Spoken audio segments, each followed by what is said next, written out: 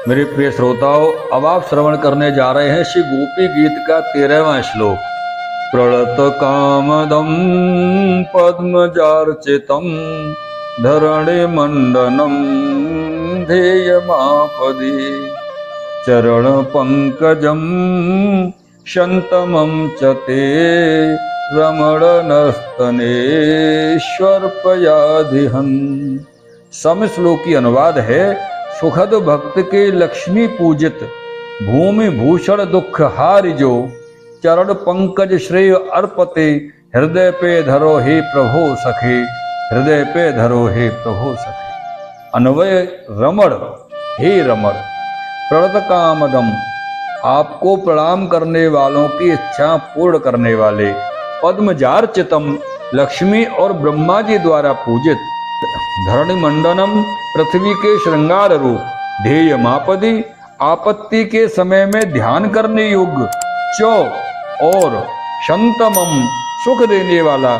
ते चरण पंकजम, आपके चरण कमलों को नस्तनेषु, हमारे वक्षस्थल पर अर्पय, अर्पित करिए, पधराइए। आदेहन, हमारी मानसिक व्यथा को दूर करने वाले हे प्रभु। हे रमण, आपको प्रणाम करने वालों की इच्छाओं को पूर्ण करने वाले, लक्ष्मी और ब्रह्मा जी के द्वारा पूजित, पृथ्वी के श्रृंगार रूप, आपत्ति के समय ध्यान करने योग्य और सुख देने वाले आपके चरण कमलों को हमारे वक्षस्थलों पर पधराइए। अनन्य पूर्वा गोपियों ने अदेय वस्तुओं की मांग भगवान के पास प्रस्तुत की है। उसमें ऋषि रूपा गोपीजनों ने 4 वस्तुओं की मांग प्रस्तुत की है। पहले, हमारे मस्तक पर आपके श्रीहस्त पधराइए।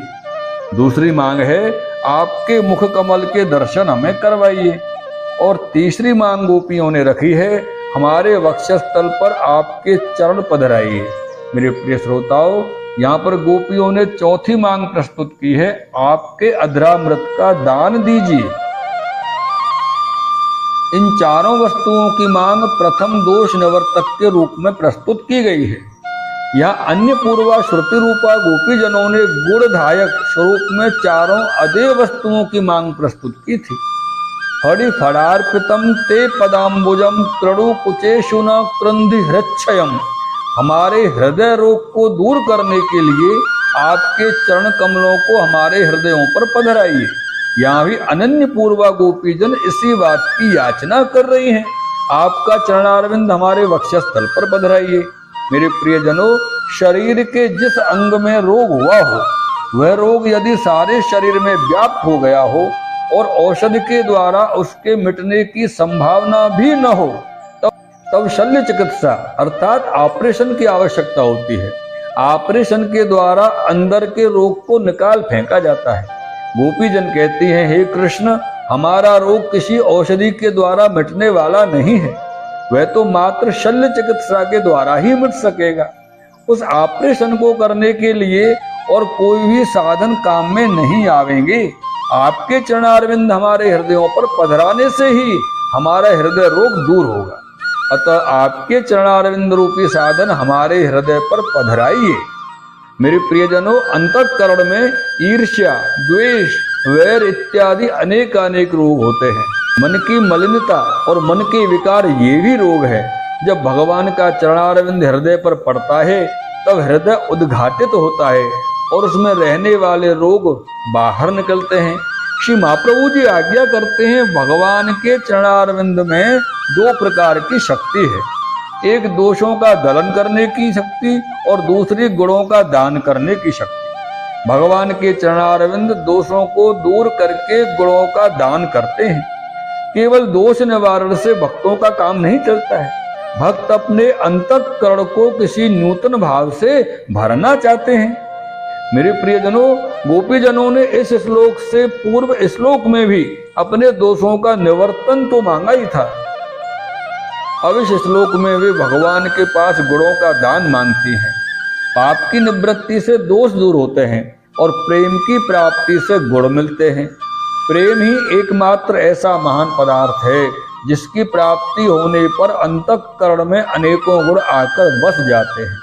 मेरे प्रियजनों, गुणों के लिए संसारियों के और भगवदियों के मूल्य अलग अलग होते हैं।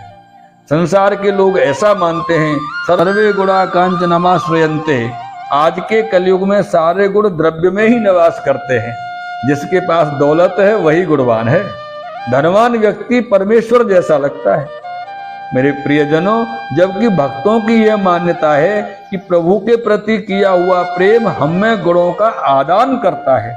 पैसा तो व्यक्ति के गुणों को भी दुर्गुण में बदल देता है, अर्थ का अनर्थ कर देता है, जबकि भगवत प्रेम अनंत दुर्गुणों को दूर कर देता है। भगवान के चरणारविंद भक्तों के अंतःकरण में 6 वस्तुओं को, अपने षड धर्मों को स्थापित करते हैं। प्रणत कामदम, इस पद में भगवान का ऐश्वर्य बतलाया गया है। पैसे वाले धनपत लाल का ऐश्वर्य तो तुच्छ है, प्रेम वालों का ऐश्वर्य अनंत है। पामर मनुष्यों की अपेक्षा प्रेमी मनुष्य का ऐश्वर्य अनंत गुना है।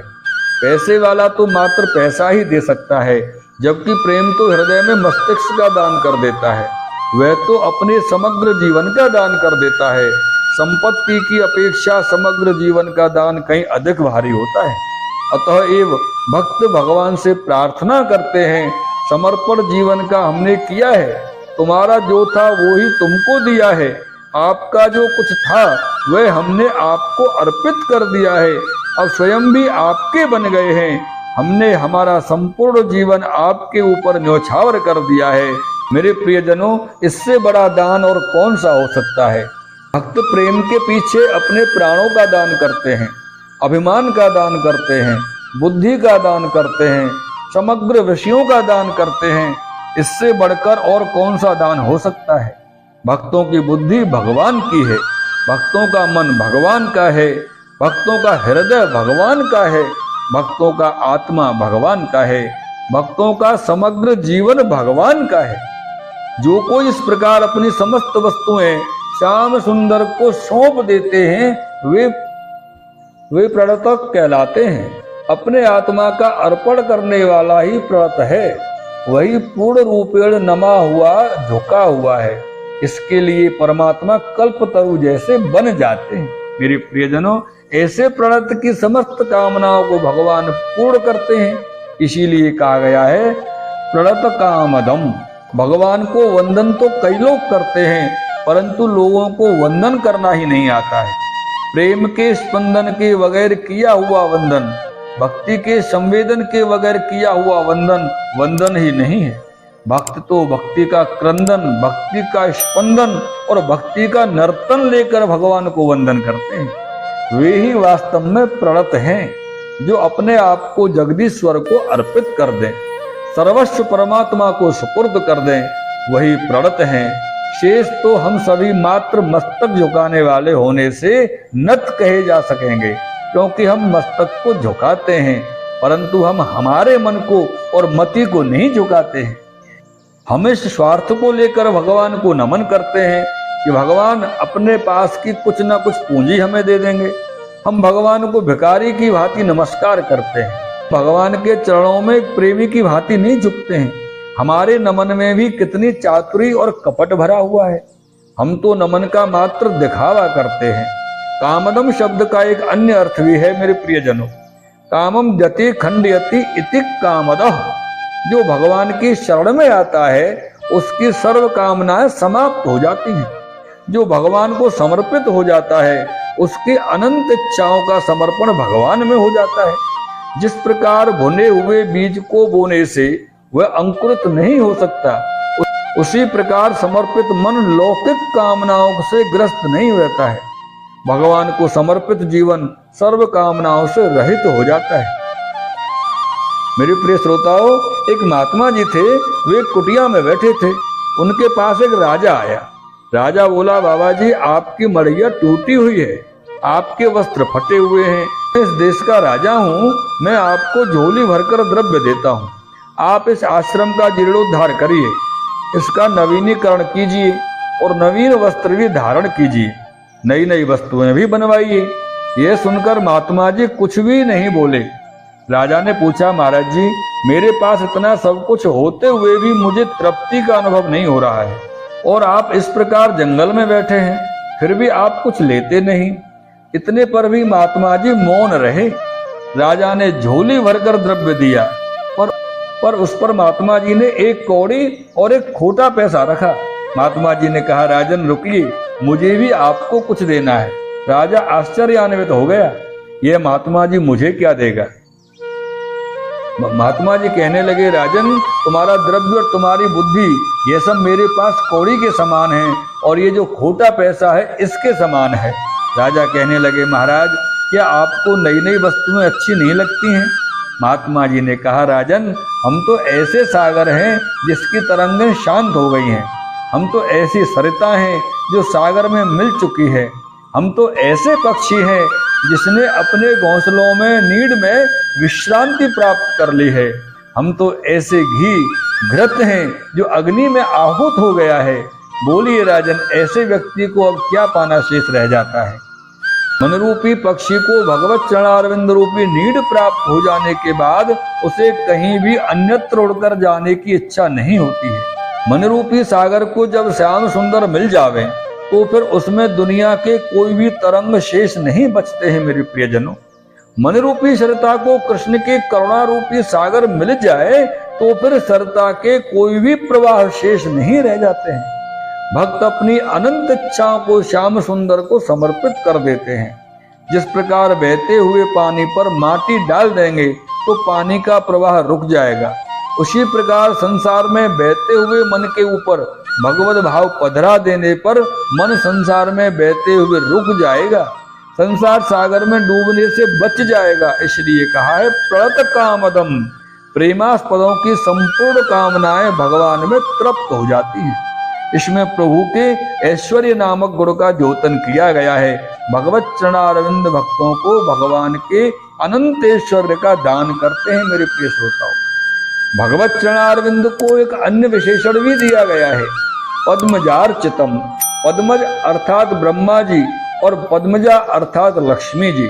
भगवत चरणारविंद का ध्यान पद्मज अर्थात ब्रह्मा जी करते हैं, पद्मजा अर्थात लक्ष्मी जी करते हैं। मेरे प्रियजनों, भगवान के चरणारविंद श्री लक्ष्मी जी के द्वारा और ब्रह्मादिक देवों के द्वारा सिंचित और अर्चित हैं। भक्त भगवान के चरणों की पूजा करके अपना सर्वस्व उन चरणारविंदों को अर्पित कर देते हैं। उन चरणारविंदों में आत्मसमर्पण कर देना, यही इन चरणारविंदों की सच्ची पूजा है। वैसे तो कई लोग पैरों को छूते हैं, चरण स्पर्श करते हैं, चरणों पर जल पधरा कर केशर स्नान करवाते हैं, कोई पुष्प लाकर चरणों में धरते हैं, कोई अपना सिर पैरों पर रखते हैं, परंतु यह सब चरणारविंद की सच्ची पूजा नहीं है। संपूर्ण जीवन को लाकर चरणों पर रख देना, यही वास्तविक चरणारविंद की पूजा है। मेरे प्रिय श्रोताओं,